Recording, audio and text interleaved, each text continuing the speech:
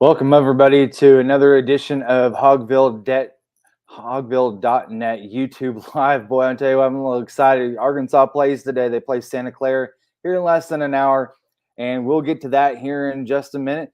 And this is the Razorback Regional edition of Hogville YouTube Live.net.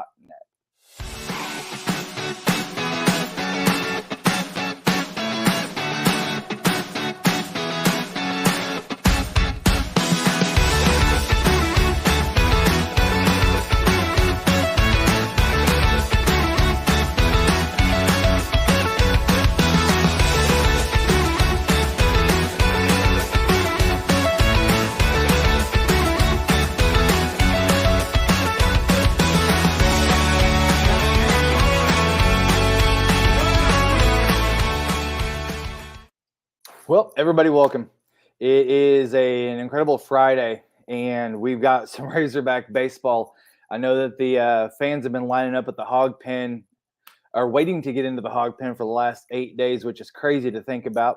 I know that a couple of eateries have also donated food and brought it out to the folks that are waiting in line to just grab a seat and take in some baseball here on a great Friday afternoon. Arkansas faces Santa Clara in which I think personally is probably the toughest regional in the NCAA tournament this year.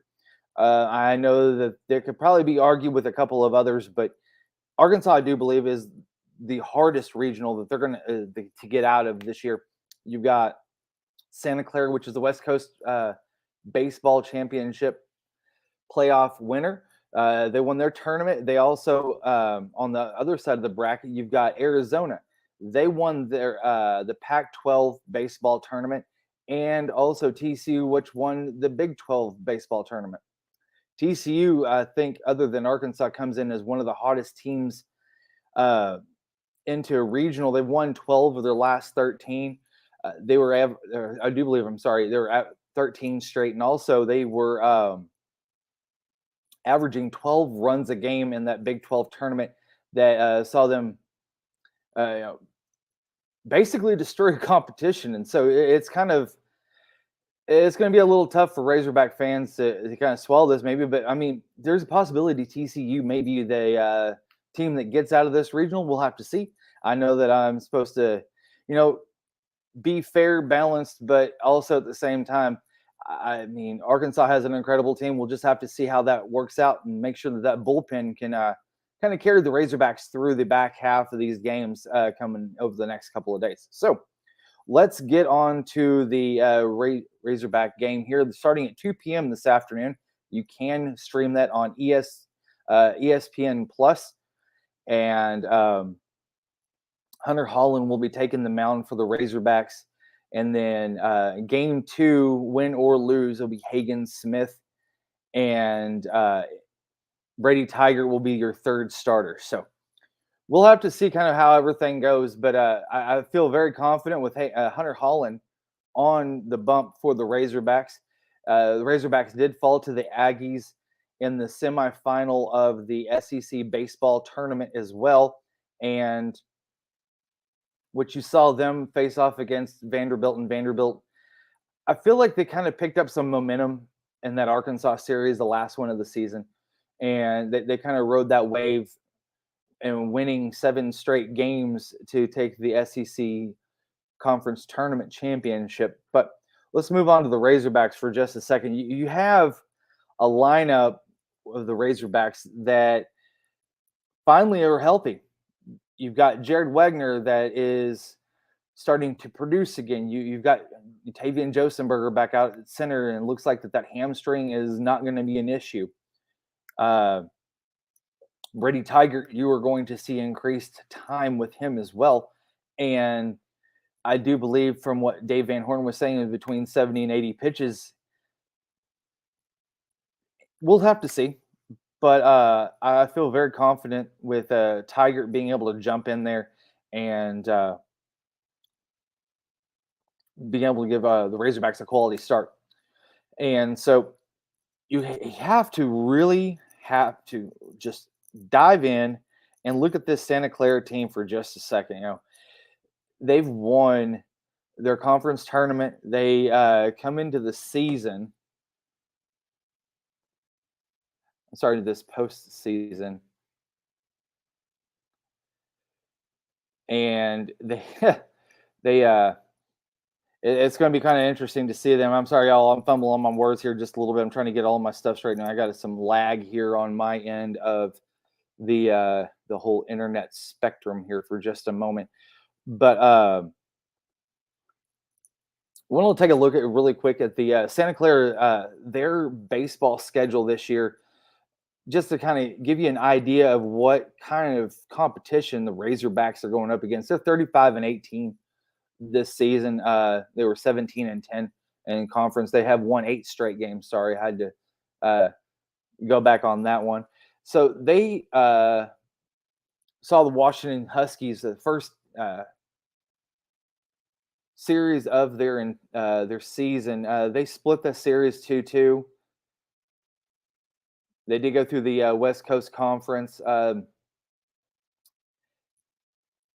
And you look at some of the talent. They had a home and home with Cal, and it looks like that they had won that. And then you look at the West Coast Conference. They beat Gonzaga 4-2, and then Portland 15-3. St. Mary's in the semifinal 17-3, and then they faced Portland again in the championship game, and they beat them 6-0. So again, Arkansas is going to be faced with some competition that is ready. They are going to be ready to come out and just really swing the bats, and that pitching will be able to hopefully we'll see Razorbacks take on their pitching and really just take it out of the park. So we are going to go to a small, quick break, and I do believe maybe I've got somebody that may be jumping on with me from the press box. I'm not 100% sure yet, so I'm kind of waiting on him. And we're going to take a quick break, and this is the Fayetteville region of Hogville.net YouTube Live.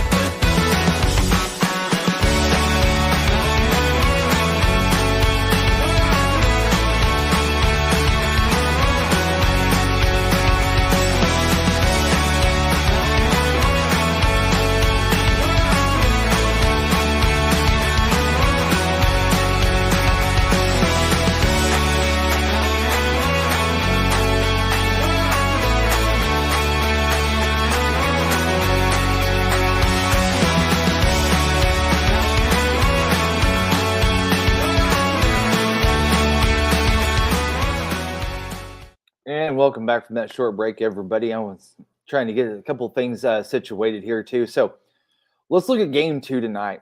You got TCU and Arizona facing off after the Razorbacks and Santa Clara Broncos get after it. The first pitch for TCU and Arizona will be at 8 o'clock. TCU comes in to the tournament regional 37-22 overall. They are the Big 12 Conference Tournament champions. Now, like I said before, they also averaged 12 runs a game in that conference tournament.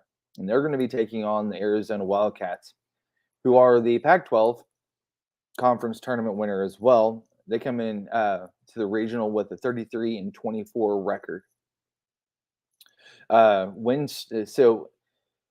TCU has won.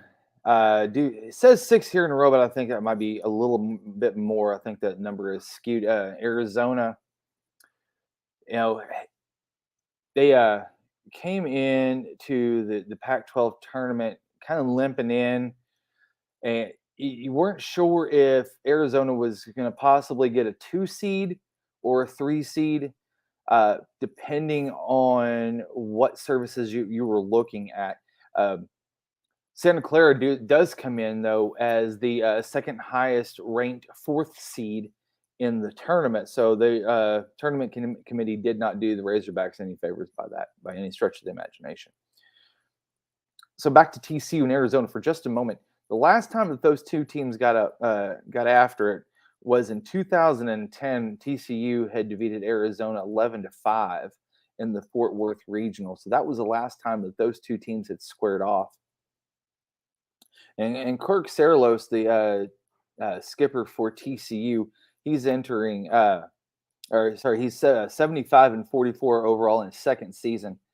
And Chip Hale comes in his second season also as the skip for the Wildcats, 72-49 overall. So you got a couple of managers that have just got a little bit of experience under their belts, and both teams do have a lot of talent. So we'll have to kind of see where that goes. And you might see, depending on weather, I know that it might affect the baseball game with Arkansas. It might affect also TCU. So real quick, we're going to bring in Dudley Dawson, one of our contributors here at hogville.net and KNWA. And once I'm able to get him in here, I will add him onto the screen. Dudley, how's it going, man? I'm doing good. This is not as full as the Razorback Stadium is today, Von Walker Stadium. That's the Cardinal Stadium, of course. But hope you can hear me. The music's playing. Crowd's filing in. It looks like it's going to be a big day, as one would think. Yeah, so I know that the Hogville, or not Hogville, sorry, might as well call it because it seems like it's that way for the most part, but that huge line outside of Von Walker waiting to get into the hog pen, they waited for 8 straight days. What kind of a toll do you think that would take on a person just to sit there and wait and go back and forth and basically camping out, keeping that spot there to get into the hog pen? Well, I think early on, Rick B and his guys, probably learned how to do it. They're veterans now. This is, a group that has been major supporters for Arkansas, always likes to get together and commune, I would say. And, they actually go to work during the day and swap off, and have everybody stay in line. But it's a real cool thing to see. It used to be, a lot of that stuff just happened with Duke, sitting around for basketball games and all that, but we've seen it proliferate itself to here now, and I think it's just pretty cool, and I know that Santa Clara and those other teams are excited to be here. Obviously, they'd rather be home, but as Santa Clara's coach, Rusty Filter, said yesterday, this is the second best thing that they could do is being able to play in a college atmosphere that he says is probably best in baseball. So you look at the Santa Clara Broncos for just a second. They come in as the second highest ranked 4th seed in the entire tournament. The committee really didn't do the Razorbacks any favors. No, this is, analytics or metrics or however you want to say it, has this as either, the second or third toughest regional. You would think that probably wouldn't be the deal when, you're the number 3 national seed. But anytime you get to this point, it's one of those situations that, you're going to be playing great teams. You're going to be playing teams that either won their conference tournament and are hot or were good during the season. You can kind of break it down. Arizona was one of the last 4 teams in, but they played well in the conference tournament. They are a big team offensively. I don't know. We'll see how their pitching hold up. I think that's the biggest thing in these regionals is how you're pitching. And it may not be that first day, but boy, you better come out and have a good first day because going 0-1 just puts you in bad shape. And then you may, maybe you have to get to Monday at Pitt. So you better have the depth. I do think it's interesting that Santa Clara went through its tournament 4 games with a 42-8 run differential. Only used 8 pitchers, used 2 each day. They're going to start Cole Kitchen today, who's been a guy that's been around for 4 years now for them. He has started 15 out of his 16 appearances, 78 and 1/3 innings. So he's only going to be similar to a starter, go 4 or 5 innings, and then they're going to bring in the kid that throws 100. It's a pretty good it's a pretty good team. It's a team that didn't finish the way it wanted to last year. I think that was reminiscent of a lot of teams, not Arkansas, who certainly got to the College World Series, but it's a very good team, and it has a very good coach. All three of these teams have great pitching coaches that have. Well, the three teams that are in here besides Arkansas, all three of them have great pitching coaches that have gone on to become head coaches and have taken their programs and elevated their status. Have had really good recruiting classes, and those recruiting classes are coming to fruition now. This is a senior-dominated club for Santa Clara.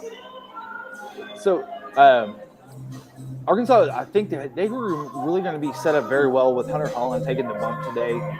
You've got a kid that comes in. He's been pretty solid this entire year, and then backed up with Hagen Smith and then Brady Tigert in Game 2 and Game 3 that David announced. What type of advantage does Arkansas have with Hunter Holland taking the first start versus maybe a Hagen Smith? Well, I think that you look at the analytics, and Santa Clara didn't face a lot of left-handing pitching, so that's one thing you can look at. Their differentials are not too much different. As some of the guys pointed out at the press conference yesterday, they feel like they're going to be able to hit either guy. But since Hunter Holland has pitched, the first game for most of the season, since he's been the guy that likes to get them going, I think it's a good deal. And let's all be honest, we have to consider Hagen Smith the ace. Because of his stuff, not because of his year, but because of his stuff. So, and that's a guy that actually none of these guys TCU got to see except Will McIntyre, who will I'm sure come in relief.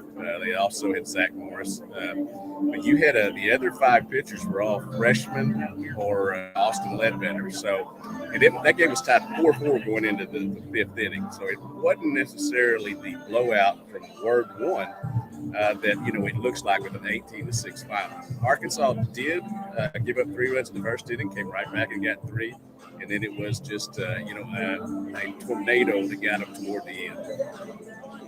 And let's look at the second game here for just a second. You've got TCU coming in on incredible hot streak going against Arizona that kind of backed into the tournament just a little bit, like you had noted that they were one of the last 4 teams. And I thought that their resume, I know that they won the Pac-12 tournament, but you almost kind of looked at Arizona had that strength of schedule too a little bit. But with that second game going on at 8 o'clock tonight, what do you see as far as that matchup goes? Well, first of all, they got to the tournament championship, did not win it, but that made that run to be able to, and that got them in the tournament. They would not have been in the tournament if they had made that run in the Pac-12 tournament. I think, they both got some really good pitches, but I think that's going to be an 8-7 game because both of them are really good offensively. We know about TCU, Arizona.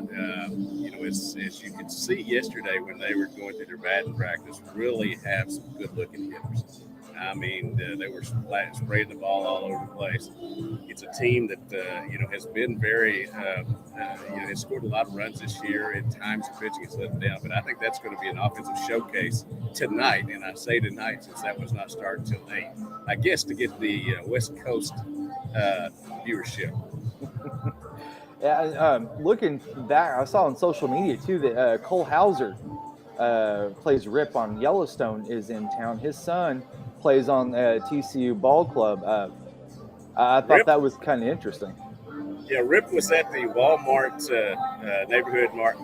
Walmart shareholders meeting, I know, and that was one of the, kind of making a double trip for him. So that's a pretty interesting deal. That's such a great show, and its different spin-offs have been really good. And I know the new one coming along with Matthew McConaughey will be good as well. I'd like to have Taylor Sheridan's mind or his money, either one. I'm not greedy. I don't have to have both of them.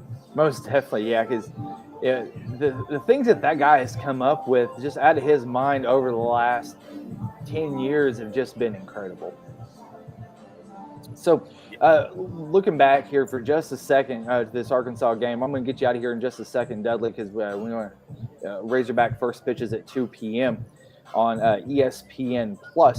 So how important has it been for the Razorbacks to get a few games under their belt with Jerry Wagner back in the lineup, Tavian Josenberger back in the lineup, and starting to get some more cohesiveness in that lineup from 1 through 9. Well, Coach Van Horn addressed that yesterday, and a couple of things. He said that Gage Wood had a really good bullpen, and I think that's one of the things that is going to be important here. He was so good with those 5 saves during the year, and then the last 2 times out, really not that great for him. He had a good bullpen, so maybe being back here will do him well. But as you were speaking of the 3 hitters, they so many times this year, when they weren't hurt, carried the team. And now they're going to be back together. Jared Wagner was only 1 of 13, I think, during the SEC tournament. Obviously, the one was very loud. He did have some, again, the metrics. I can't believe it comes out of my mouth since I'm so old school, but the metrics say that he was hitting the ball hard. Maybe on Josenberg, you had to be glad he was really struggling. Finally got 2 hits to end the tournament. So you hope them being back here, and also Jason Orofin has had has struggled here lately. But he mentioned yesterday at the press conference that he had time to get back, get home, work in this beautiful lab thing they have out here to try to get back right. There are many, many positives to playing a game at home, not the least of which is being able to get into your comfortable area that's in your routine, and then play the game, before, 11 or 12,000 of your best friends. Yeah, most definitely. It always helps whenever you're able to sleep in your own bed in a regional. I'm telling you, it makes a world of difference. So, all right, well, Dudley, I'm going to go ahead and get you out of here so you can get started cracking at the you got 20 minutes to first pitch. So, man, thank you. Appreciate for jumping on here. I'm going to wrap it up here, and then we'll get you out of here, okay? No problem. Anytime, bud. I appreciate it. All right, folks. So, there you have it from Dudley Dawson there at Baum-Walker Stadium. Well, I want to thank you all for jumping on here with me at this special edition of the Fayetteville Regional here on hogville.net YouTube Live. And I'm your host, Jason Pattison, and thank you for joining us.